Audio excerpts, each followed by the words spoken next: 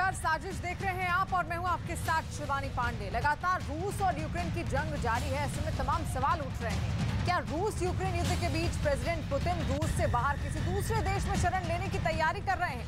ऐसा दावा पुतिन के साथ लंबे वक्त तक काम करने वाले लेखक ने किया है। क्रेमलिन के राजदार के मुताबिक पुतिन रूस से बाहर अपने लिए सुरक्षित ठिकाने तलाश रहे हैं। प्रेसिडेंट पुतिन को रूस में विद्रोह का डर सता रहा है। तख्ता पलट के वक्त प्रेसिडेंट पुतिन कैसे बचेंगे, उन्हें कहां शरण मिलेगी, पुतिन के पलायन प्लान में कितने देश के सुप्रीम लीडर शामिल हैं, देखिए वर्ल्ड एक्सक्लूसिव रिपोर्ट।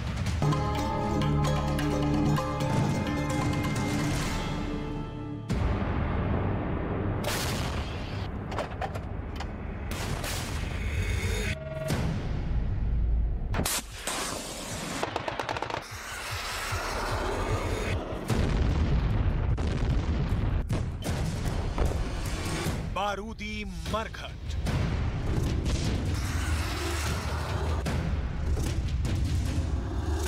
कदम कदम पर मौत,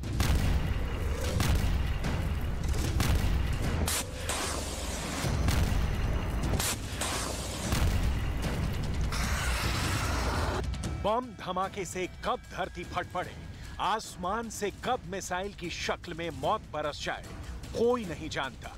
युद्ध की बड़ी भारी कीमत चुका रहा है यूक्रेन, लेकिन खामियाजा उन्हें भी भुगतना पड़ रहा है जिन पर युद्ध थोपने के आरोप हैं।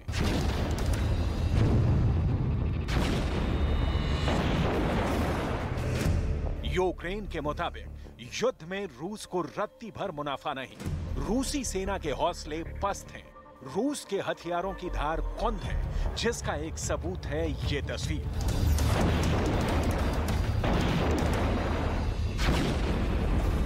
मिट्टी में मिला मौत बांटने वाला हथियार।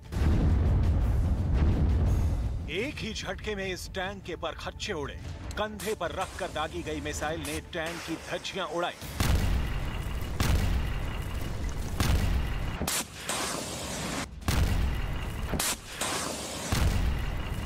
ताज्जुब ये कि टैंक रूस का था, मारा यूक्रेन फोर्स ने। जिससे मारा वो अमेरिका ने दिया।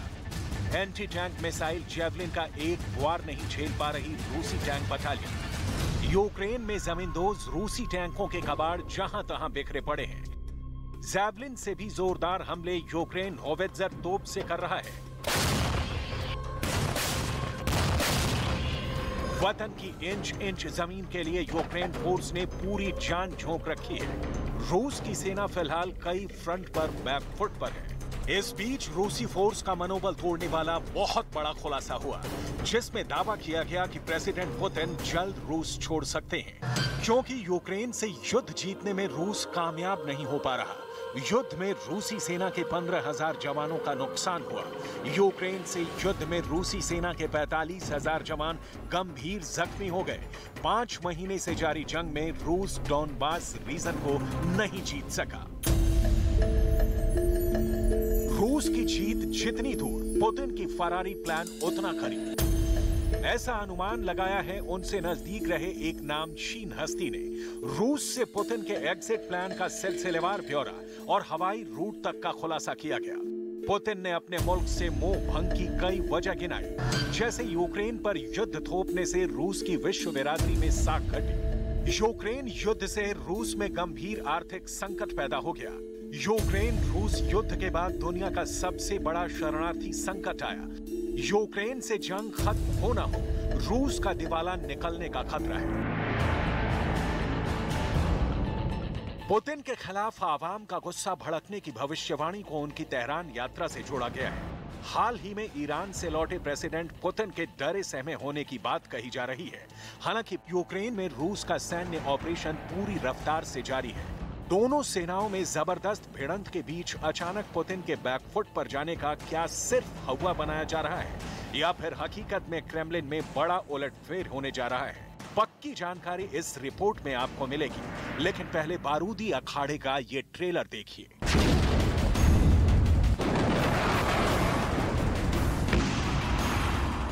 रॉकेट की बौछार, धरती फाड़ मिसाइलों की मार, क्लस्टर बम जैसे धमाके, जंगी जेट से, तोप से, टैंकों से बरस रहा बेहिसाब बारूद, जिन पर बरसा वो भयभीत, जो बरसा रहे वो भी खौफ में जीने को मजबूर।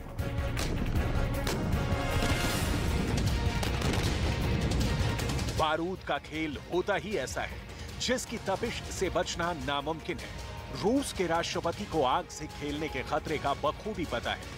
उन्होंने जिस युद्ध को हल्के में लिया, जिसे महज कुछ दिनों का मिलिट्री ऑपरेशन समझा, वो एक ऐसे अंतहीन युद्ध में तब्दील हो गया जिसके खत्म होने के कोई आसार नहीं है।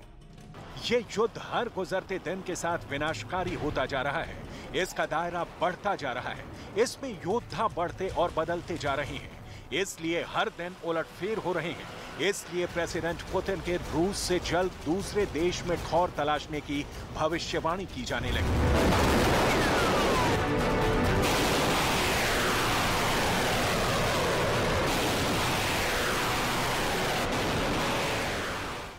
लेकिन किसने बताया पुतिन का ग्रेट स्केप प्लान? पुतिन से जुड़े इस खुलासे पर वेस्ट और अमेरिका को इतना यकीन क्यों हुआ? आखिर तेहरान में ऐसा हुआ क्या जिससे पुतिन की प्लानिंग लीक हुई? एक दिन की विजिट, हाई प्रोफाइल मीटिंग के बीच पुतिन ने ऐसा क्या किया जिससे उनका डर सरेआम हुआ? तेहरान समिट की तस्वीरों में क्या ये सीक्रेट छिपा है? रुतबे में, रुआब में कोई फर्क दिखा? शायद ही दिखे।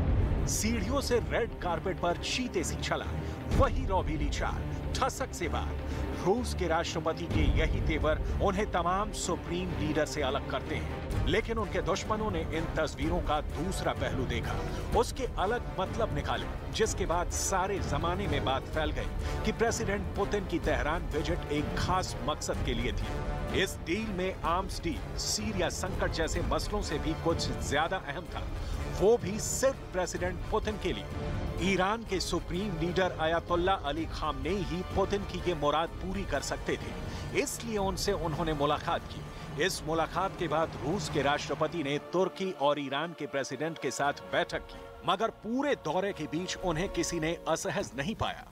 तेहरान से पुतिन के जुकाम होने की बात भर सामने आई, मगर क्रेमलिन में कभी पुतिन के खासम खास रहे एक लेखक ने जो दावा किया, उससे खलबली मच गई। पहले इनका परिचय, फिर दावा, क्योंकि लेखक की बातों में कितना वजन है यही समझना सबसे जरूरी है। ये अब्बास गैलियामोव है। अब्बास ने रूस के राष्ट्रपति पुतिन के लिए 2 साल तक भाषण लिखे, जिसके लिए रूस में उन्हें क्रेमलिन भाषण लेखक का उपनाम मिला। रूस में अब्बास गैलियामोव राजनीतिक सलाहकार के तौर पर मशहूर थे। अब्बास ने मॉस्को के प्रमुख अखबारों में पुतिन की विदेश नीतियों पर लेख लिखे। अब्बास रूस के बशकोतोस्तान में रुस्तम खमीतोव प्रशासन के उप प्रमुख पद पर रहे। फिलहाल अब्बास गैलियामोव ने रूस से दूर इजरायल में डेरा जमा रखा है। मतलब ये कि अब्बास गैलियामोव के दावे नजरअंदाज नहीं किए जा सकते, क्योंकि उनके पास क्रेमलिन का सारा कच्चा चिट्ठा है। लेकिन उनके दावे से यूक्रेन और पश्चिमी देश कैसे इत्तेफाक रखते हैं? अब्बास ने ऐसा क्या दावा किया? पुतिन की स्पीच के स्क्रिप्ट राइटर रहे अब्बास ने कहा, रूस में युद्ध और आर्थिक संकट से भड़कने वाले विद्रोह का एहसास पुतिन को है। वो अपने लिए, अपने परिवार और नजदीकी रिश्तेदारों के लिए एक सुरक्षित ठिकाने की तलाश में है। उन्होंने तेहरान की यात्रा वक्त रहते शरण समझौते पर सहमति के लिए की। पुतिन के तेहरान जाने के पीछे की असली वजह वो देश उनके लिए सबसे महफूज ठिकाना है। अब्बास गैलियामोव यही नहीं रुके, उन्होंने विस्तार से पुतिन के रूस से एग्जिट रूट तक जग जाहिर किए। अब्बास गैलियामोव के मुताबिक व्लादिमीर पुतिन बेहद शातिर लीडर हैं। उन्होंने रूस से भागने के लिए वैकल्पिक हवाई रूट तय कर रखा है। ये रूट रूस से ईरान की राजधानी तेहरान का है। लेकिन ईरान में पुतिन के शरण लेने में एक अड़चन का जिक्र अब्बास ने किया। इस्लामिक रिपब्लिक ईरान में उनके एडजस्ट होने को लगभग नामुमकिन बताया। इसलिए पुतिन को धर्म परिवर्तन करने की मजबूरी का भी जिक्र अब्बास ने किया। हालांकि ईरान के संविधान में राजनीतिक शरण देने का प्रावधान है।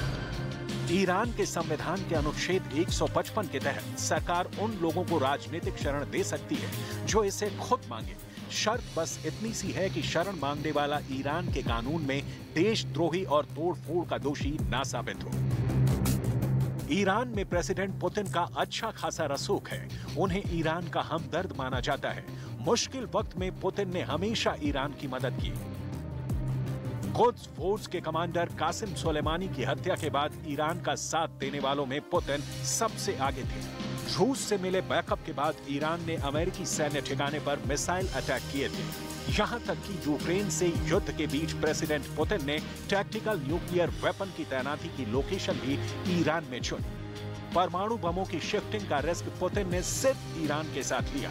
इसके साथ अमेरिका से टकराने वाले ईरान के supreme leader ayatollah Ali Khamenei से प्रेसिडेंट पुतिन की गाढ़ी दोस्ती है। पुतिन के लिए ईरान में तमाम सहूलियतें हैं, इसमें शक नहीं, लेकिन उनके शरण लेने की नौबत आएगी, इससे क्या इनकार किया जा सकता है? क्योंकि यूक्रेन पर रूसी फोर्स के हमले के कुछ दिनों बाद ही पुतिन विरोधी लीग एक्टिव हो गई थी, जिसमें रूसी सेना के कई जनरलों के नाम तक उजागर हुए।